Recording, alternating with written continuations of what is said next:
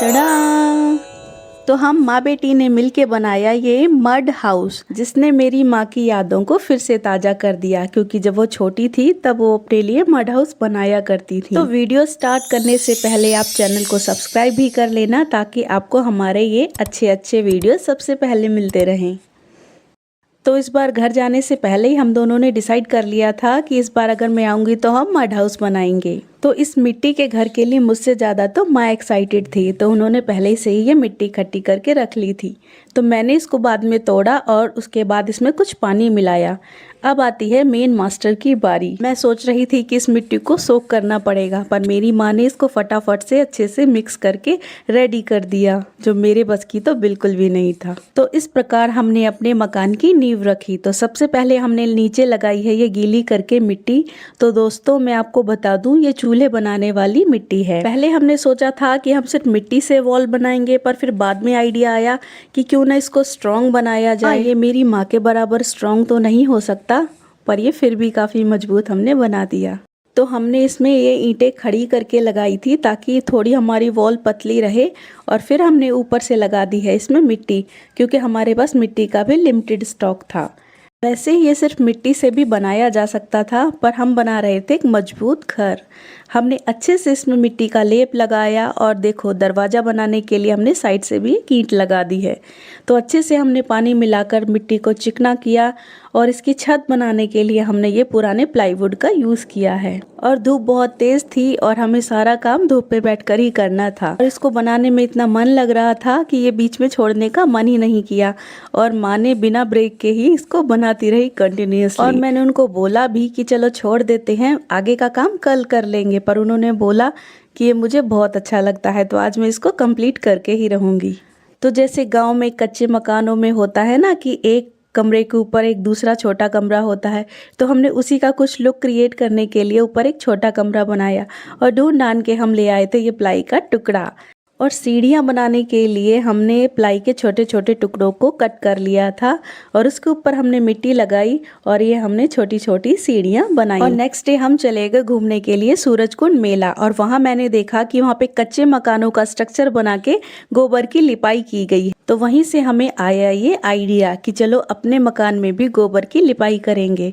तो लिपाई तक तो बात नहीं बनी थी, क्योंकि मैंने वहाँ देखा था कि गोबर की लिपाई के साथ साथ वहाँ पे बहुत अच्छा पैटर्न भी क्रिएट किया गया है। तो उसका काम मैंने खुद ले लिया, और मैंने फिंगर से कुछ कुछ वैसा ही पैटर्न क्रिएट करने की कोशिश की, पर ये ज़्यादा अच्छे से तो नहीं हो रहा था, पर जैसे भी हुआ मैंने इस पे कर दिया। तो लग रहा है ना जैसे बिल्कुल गांव के मकानों में जो गोबर की लिपाई होती थी, कुछ वैसा ही इसका पैटर्न। अब जब हम बना रहे हैं गांव का कच्चा घर, तो लिपाई पुताई तो बनती है, तो हमने इसके आगे भी इस गोबर को लीप दिया है। इसे एक बात बताऊं दोस्तों, गोबर को टच करने की एक अलग ही फीलिंग होती है। हो सकता है आपको वो अनहाइजेनिक और गंदा लगे, पर गांव के लोगों के लिए ये रोज का काम होता है। वैसे हमारा मकान तो बन के तैयार था, पर अभी इस मकान को घर बनाना बाकी था। तो हमने बनाया मिट्टी का चूल्हा, जैसे कि गाँव में होता है। तो अच्छे से इसकी शेपिंग देने के बाद मेरा मन करा कि चलो घर को थोड़ा और डेकोरेट करते हैं। तो माँ कुछ फूलों को तोड़कर लेके आई थी, जो ये पहाड़ से ही तोड़े गए हैं, ये जंगली फूल हैं। तो मैंने इनको इन मिट्टी के प्लांटर्स में लगा दिया। तो देखो ये कितने क्यूट बने हैं। तो इन्होंने तो सच में रंगत ही बदल दी हमारे पूरे घर की। तो जब चूल्हा बनाया है तो चूल्हे तक तो बात नहीं बनेगी, हमने बनाया एक तवा, वो भी मिट्टी से। तो और कुछ पॉट्स बना के मैंने डेकोरेट किया। दूसरी तरफ माँ बना रही थी चूल्हे का सामान। हमने बनाया ये चकला और एक ये बेलन, और जो भी हमारे मन में आ रहा था बस हम बनाते जा रहे थे। तो माँ का मन था कि वो चक्की बनाएंगी आटा पीसने की। पता है दोस्तों, हमारे जो गांव हुआ करते थे ना हमारे पूर्वजों के टाइम पे, तो वो खुद ही चक्की में आटा पीस कर निकालते थे, और उसी से वो रोटियां बनाया करते थे। एक तरफ जब किचन का सामान बन रहा था, तो मेरा मन किया कि मैं बना लेती हूँ एक सुंदर सा कुआं। तो मैंने इसकी शुरुआत करी कुछ गीली मिट्टी लेकर, और शेपिंग करते करते ये कुछ ऐसा बन गया। और बस मन किए जा रहा था कि कुछ कुछ बनाते ही चले जाएं। तो मैंने बना लिया एक मटका, क्योंकि कुआं बना है तो मटका भी होगा।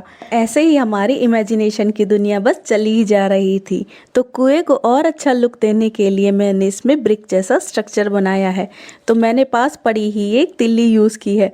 क्योंकि हमारा टोटल प्रोजेक्ट ये 0 बजट है। हमने इसमें कुछ भी खरीद के नहीं लगाया। घर की जो मिट्टी होती है जो गांव में चूल्हे बनाने के लिए यूज़ होती है, और ये लकड़ियों के टुकड़े तो आपको मिल ही जाएंगे। और मैं माँ से पूछ रही थी आप ये क्या बना रहे हो, तो उन्होंने बोला कि वो बना रही हैं थाली जिसमें है मिठाइयाँ। और ऐसे ही अपने इमेजिनेशन को पूरा करते करते हमारा घर बन के तैयार है, जिसमें है हमारी एक रसोई, बर्तन और खाने का सामान। एक तरफ है हमारी आटा पीसने की चक्की और पानी के लिए कुआं।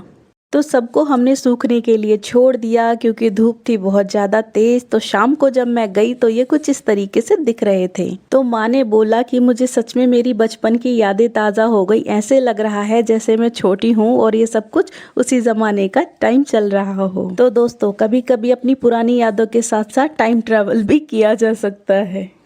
तो आजकल की भागदौड़ भरी शहरी ज़िंदगी को छोड़कर हमने बनाया गांव का ये कच्चा मकान।